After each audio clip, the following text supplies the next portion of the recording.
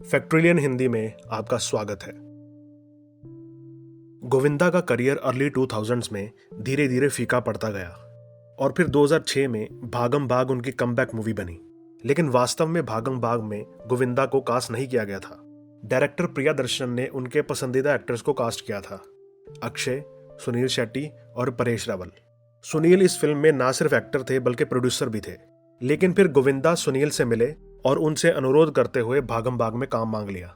गोविंदा ने अपने डूबते करियर की कहानी बताई और कहा कि यह फिल्म उनके लिए वरदान हो सकती है।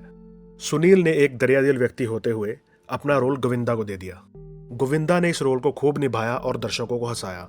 भागम भाग 2006 की 9वीं सबसे ज्यादा कमाने वाली फिल्म बनी और इसके बाद गोविंदा का करियर कुछ हद तक सुधर गया। 2005 में अ वेंसडे का निर्माण करते हुए नीरज पांडे की नजर में केवल 2 एक्टर थे, नसीरुद्दीन शाह और अनुपम खेर।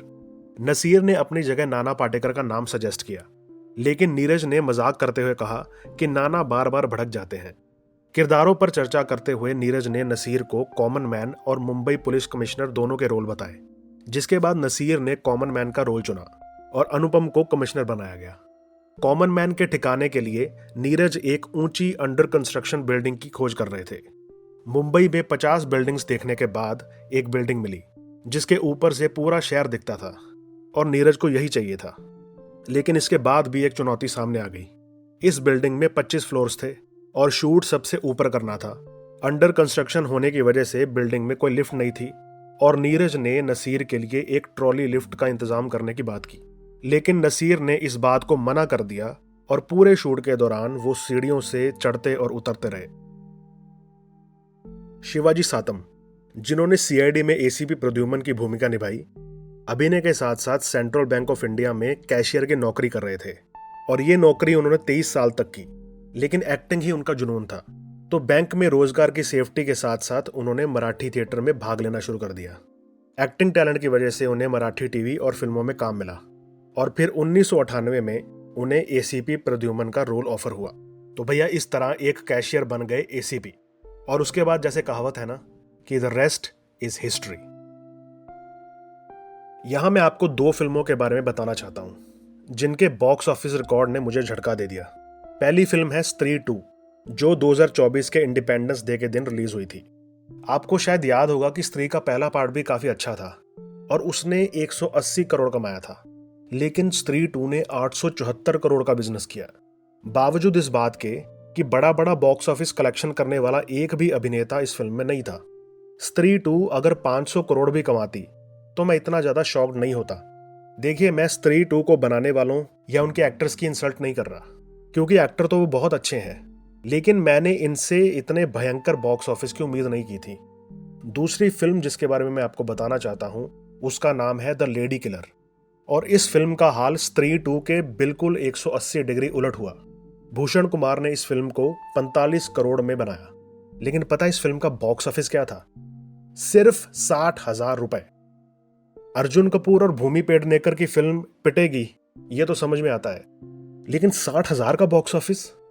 इतनी बेइज्जती कौन करवाता है भाई? गोविंदा के करियर के शुरू होने में औरों का योगदान भी था, लेकिन कुछ लोगों ने उनको ठुकराया भी और उनका अपमान भी किया था। साथ ही उनकी पहली रिलीज फिल्म का एक किस्सा बहुत रोचक है। गोविंदा कलाकारों के परिवार से थे। उनके पिता अरुण अभिनेता थे, माता निर्मला सिंगर थी और उन दोनों ने 40s के दशक में काम किया था। भाई एक्टिंग टीचर रह चुके थे और मामा आनंद डायरेक्टर थे। लेकिन जब बात आती है काम मिलने की, तो गोविंदा के करियर पर फिल्मी परिवार वाला प्रभाव इतना ज्यादा नहीं था। उन्हें मेहनत करने के बाद ही चांसेस मिले। 80s में गोविंदा फिल्म में काम पाने के लिए विरार में अपने घर से रोज मुंबई आते थे। आने जाने में ही 3-4 घंटे बर्बाद हो जाते थे।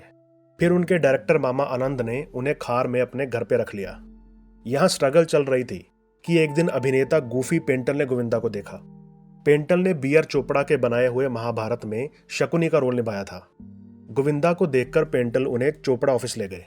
वहां गोविंदा को एक नाटक में परखा गया और उनका प्रदर्शन अच्छा रहा। इस तरह चोपड़ा ऑफिस से गोविंदा को एक शॉर्ट फिल्म में काम करने का मौका मिला। उस शॉर्ट फिल्म में काम करने के बाद जब गोविंदा ने उसे देखा तो उन्हें महसूस हुआ कि अपने काम की एक वीडियो कैसेट निकाली जाए तो बहुत अच्छा होगा। काम मांगने के लिए किसी को भी दिखाई जा सकती है, क्योंकि सिर्फ मुलाकात में सूरत देखकर और आवाज सुनकर मालूम नहीं पड़ता कि ये स्क्रीन पर क्या कर सकता है। गोविंदा ने अपनी एक्टिंग इंप्रूव की, फाइट और डांस सीखा और फिर कैसेट बनाई। फिर उनका सामना हुआ डायरेक्टर इस्माइल श्रॉफ से, जिन्होंने गोविंदा को देखकर कहा कि इसकी ना तो हाइट है, ना आवाज है, कोई पर्सनैलिटी नहीं है। क्योंकि वह जमाना ऐसा था जब अमिताभ, मिथुन, जैकी जैसे लंबे लंबे एक्टर्स थे, तो गोविंदा को उनकी कद काठी के लिए जज किया गया। लेकिन फिर इस्माइल श्रॉफ ने जब गोविंदा की कैसेट देखी तो उनका विचार बदल गया। उनको महसूस हुआ कि इस लड़के में टैलेंट है। इसके बाद गोविंदा के मामा आनंद एक फिल्म बना रहे थे जिसमें एक एक्सपीरियंस वाले हीरो की जरूरत थी। इस कारण गोविंदा ने अपना कैसेट मामा को नहीं दिखाया। लेकिन आखिर जब कैसेट मामा के सामने आया तो उन्होंने अपना प्रोजेक्ट ही बदल डाला। अब सुनिए गोविंदा को यह खबर कैसे मिली।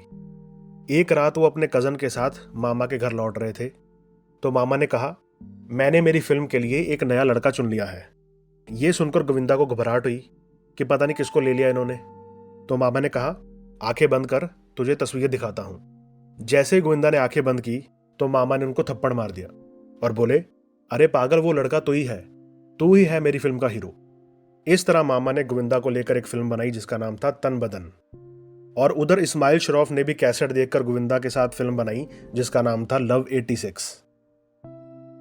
मनोरंजन जगत की ऐसी और कहानियां सुनने के लिए प्लीज सब्सक्राइब करें।